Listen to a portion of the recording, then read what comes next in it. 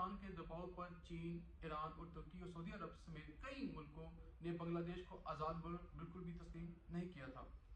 पाकिस्तान के कहने पर चीन ने यूएनओ में बांग्लादेश के मेंबरशिप की दरखास्तों को भी वीटो करना जारी रखा था।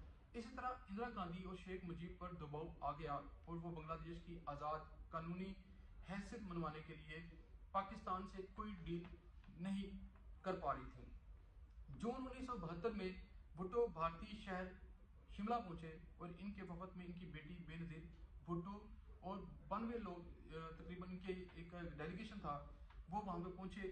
मुज़ाकरात के लिए भारत का एजेंडा यह था कि पाकिस्तान को 3 बातों पर मजबूर किया जाएगा, और ये कि वो भारतीय कब्जे वाले कश्मीर को इंडिया का मुस्तकिल हिस्सा तस्लीम करेगा, और दूसरा ये था उनका मुतालबा कि कैदी फौजियों पर जंगी जराइम के मुकदमात चलाने पर रजामंदी हो जाएगी। तीसरा उनका ये था कि बांग्लादेश को आज़ाद तस्लीम करे और इसके यूएनओ का मेंबर बनने की राह में रुकावट बिल्कुल भी ना डाले। पाकिस्तान का एजेंडा था कि अपने कैदी और अपने इलाके बगैर किसी शर्त के